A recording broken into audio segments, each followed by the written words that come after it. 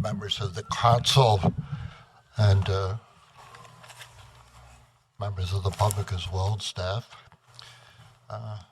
My name is Lou Benton. I reside at 70 Railroad Place here in Syracuse Springs. I've been a resident of the city for 79 years.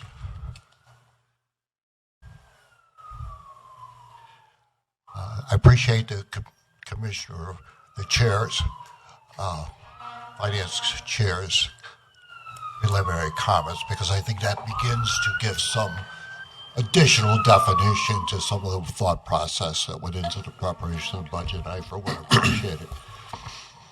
I also would say that I certainly would not support any person or agency that would malign any city employee or any city department. I certainly never have, and I certainly never would. But there's a significant difference between trying to objectively review and respond in a tentative and defensible, objective manner. And one of the problems I think that I had, and I can't speak for anyone else, was the form in which the budget was presented. Of course, traditionally, we've always taken a budget and divided it into its component parts. So in public safety, for instance, it would be easy to flip to a fire department budget or the police department budget. Now these are lumped together and are not even, they are lumped in the same pot.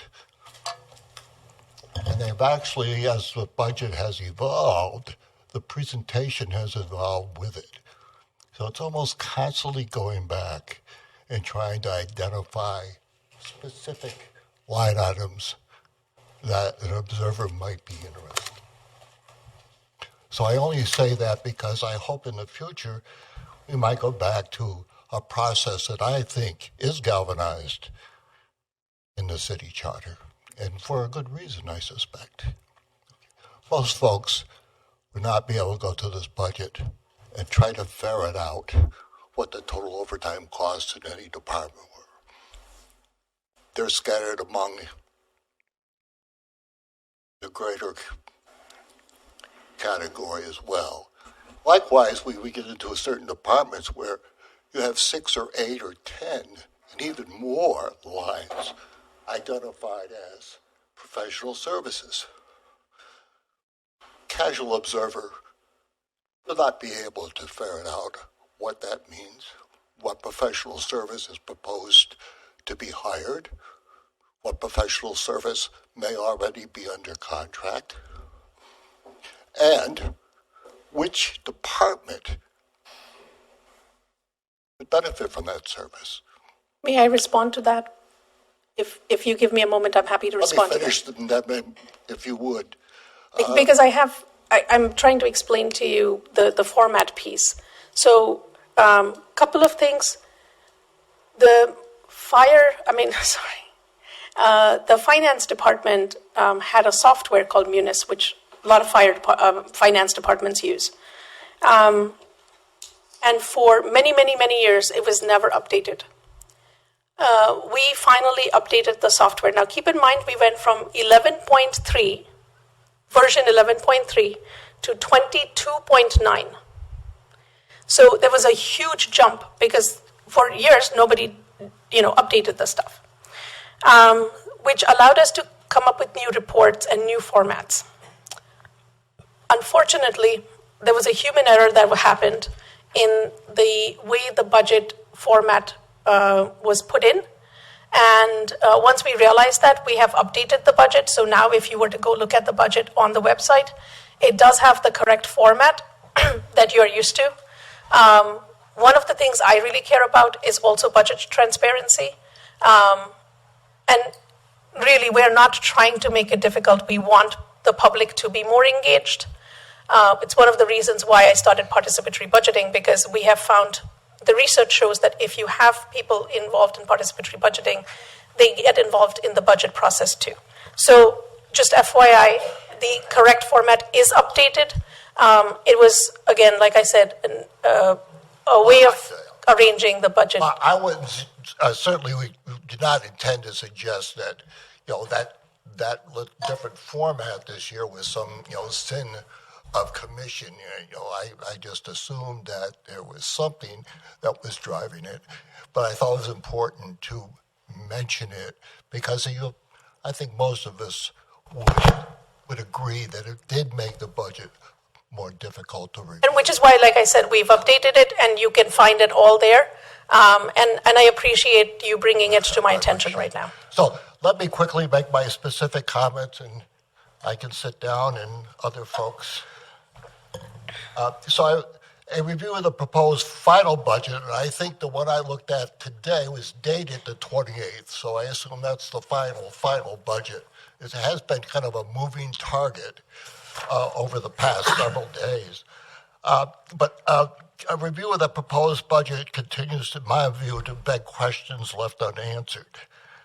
Since the original comprehensive budget plan was made public on October 3rd.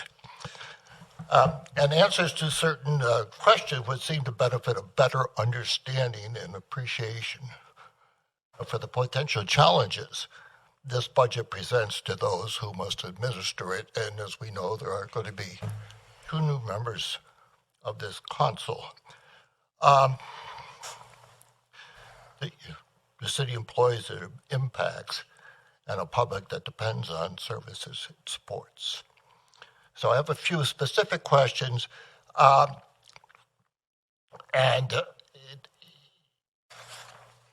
I'm not suggesting that you take the time to respond this evening, certainly, but questions that at least keep tucked in the back of your mind.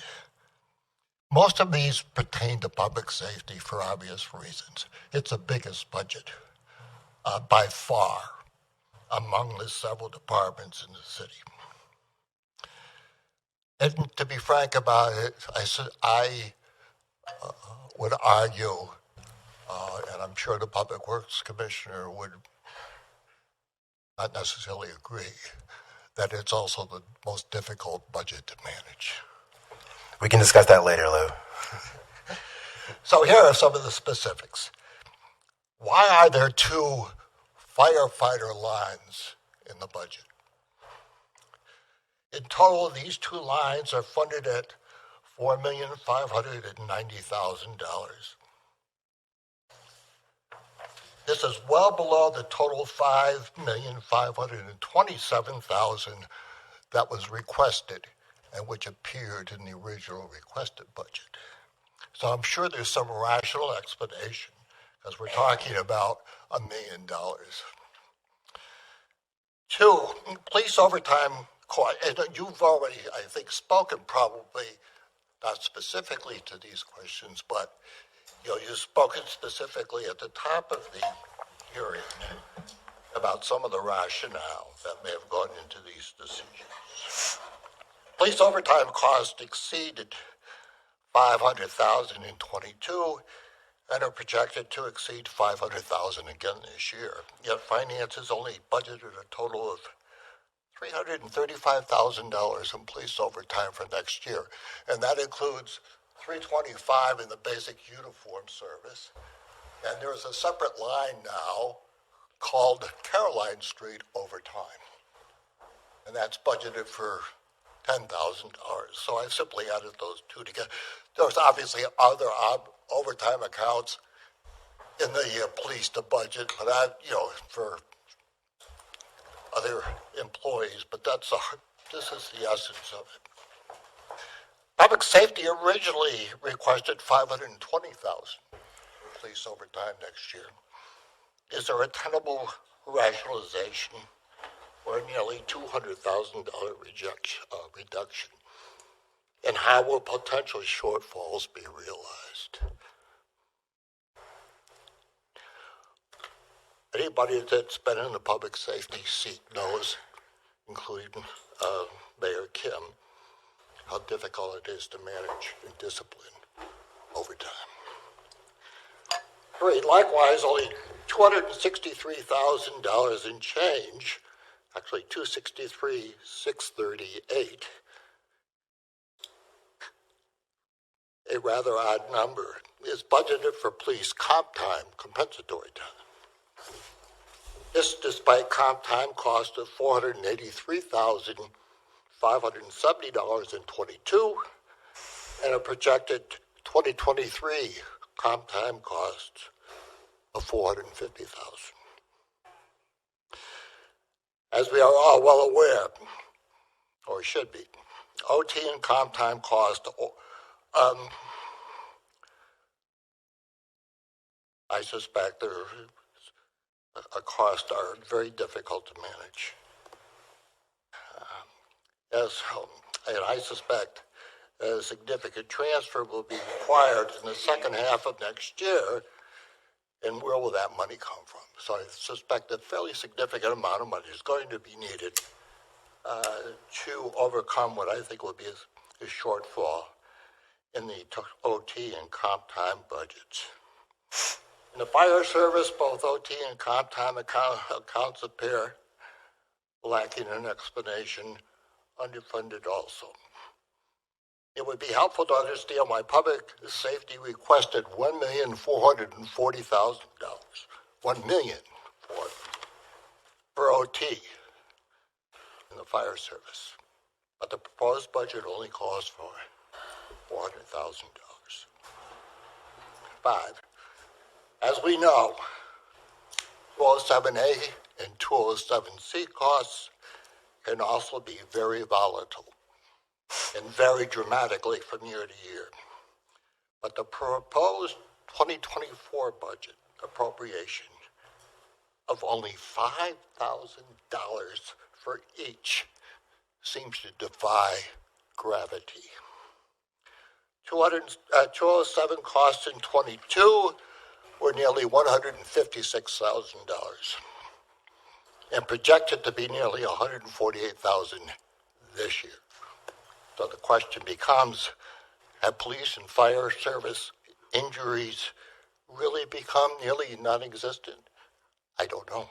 That would be a wonderful thing to realize. So collectively, these proposed appropriations and those other lines are, in my experience, likely to fall short, probably in the neighborhood of $500,000 to $750,000. Revenue, quickly. I know last year you budgeted $250,000 for cannabis tax. Of course, that was a non-existent revenue. Carried that same number forward this year. Let's hope that we get it.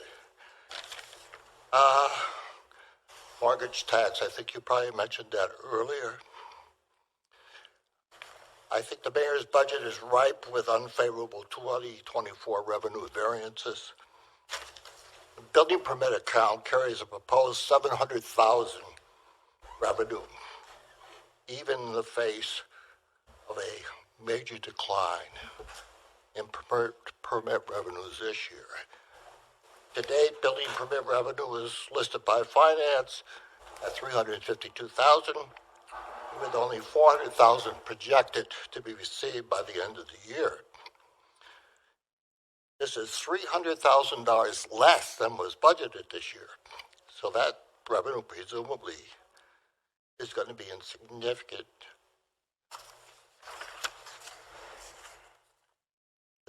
deficit.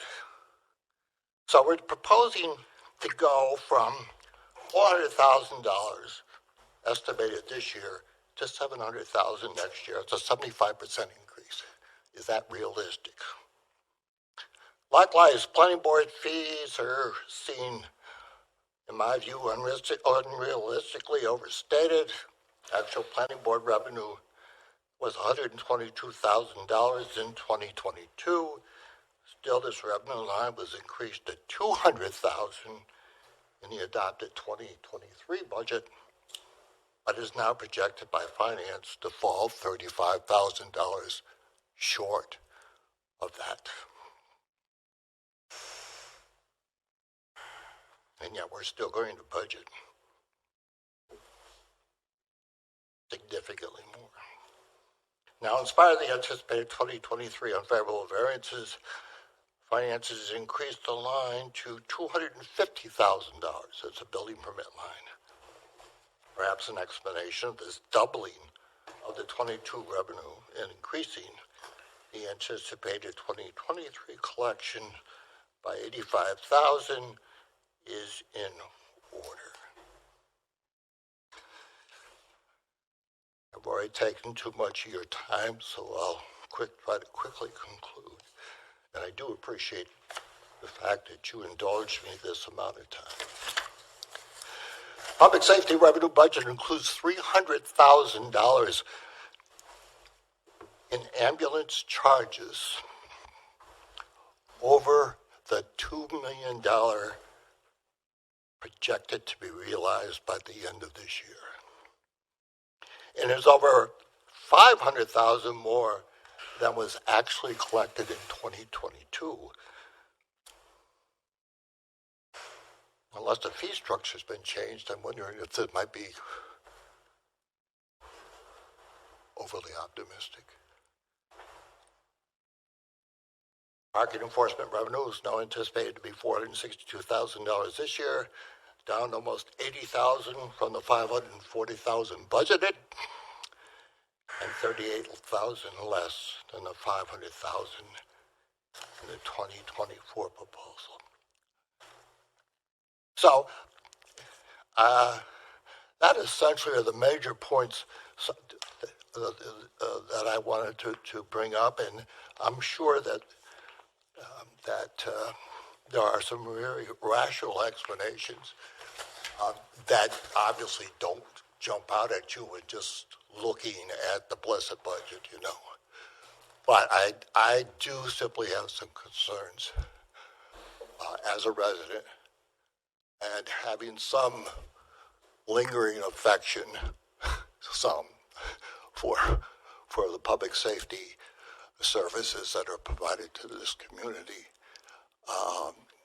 And I know how difficult it is sometimes to manage those. And I know how difficult it is for you folks to sit there and try to galvanize a comprehensive budget that is fair to everyone. I don't advocate for increases in real property taxes. I think real property tax is the most regressive form of taxation. But the reality is we are not overtaxed. The reality is that we have been flying on the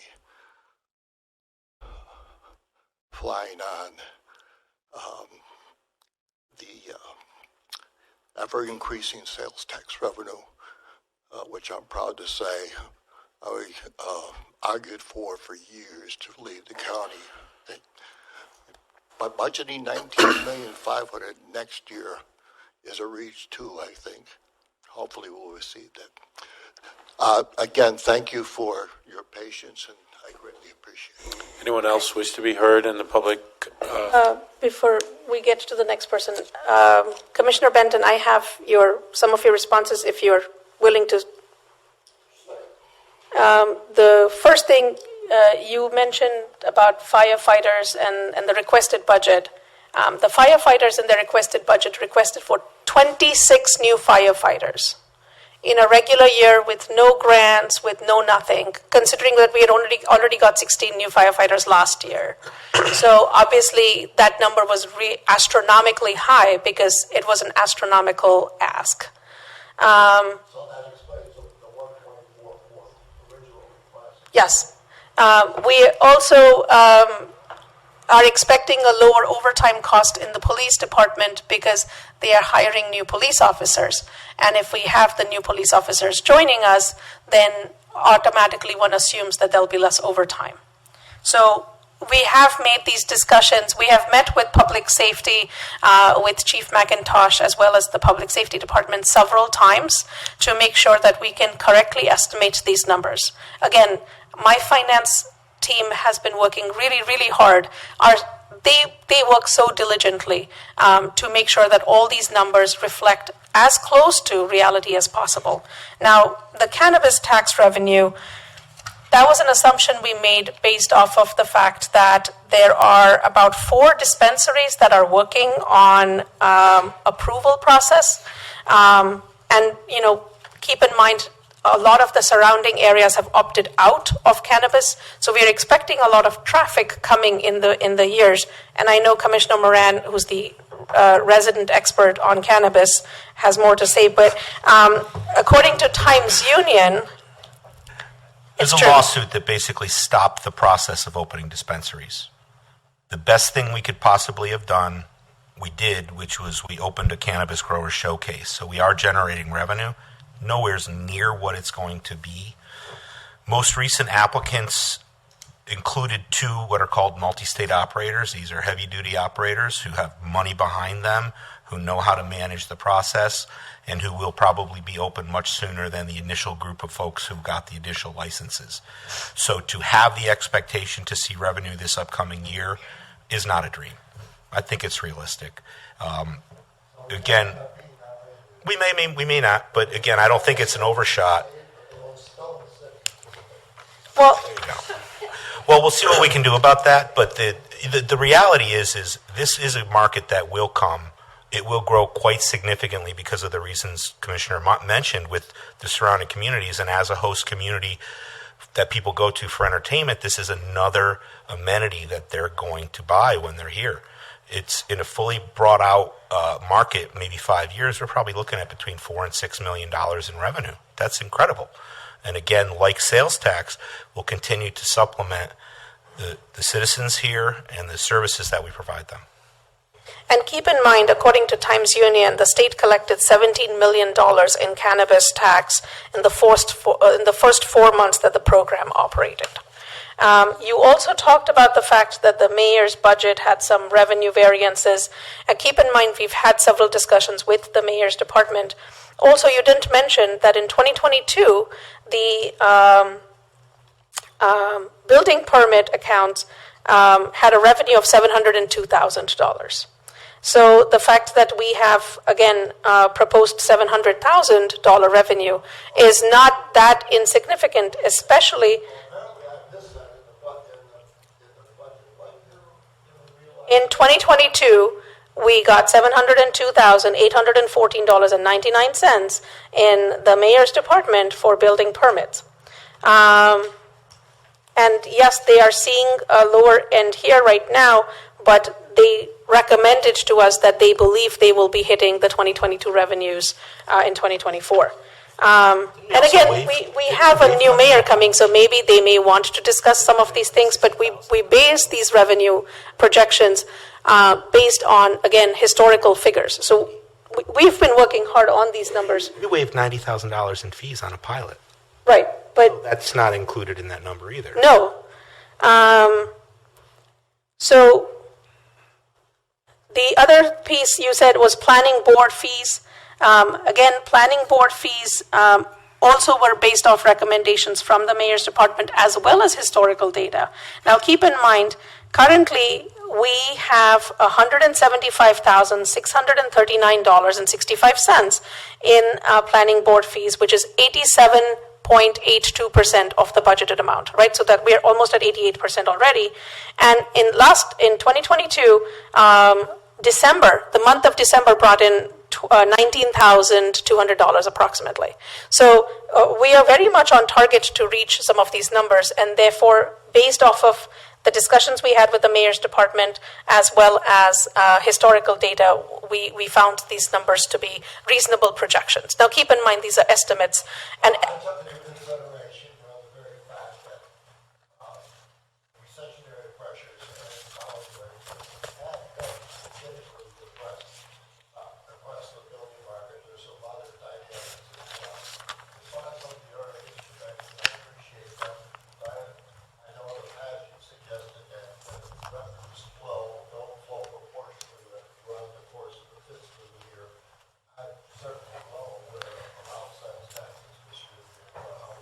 no, absolutely. And we've had that discussion about sales tax. And finally, I just want to add that the 2023 adopted budget for public safety was 34 million, and 2024 proposes 36 million. That's a $2 million increase. So, we have tried our level best to, again, make sure that public safety is provided for and will be successful. And I think that concludes my comment.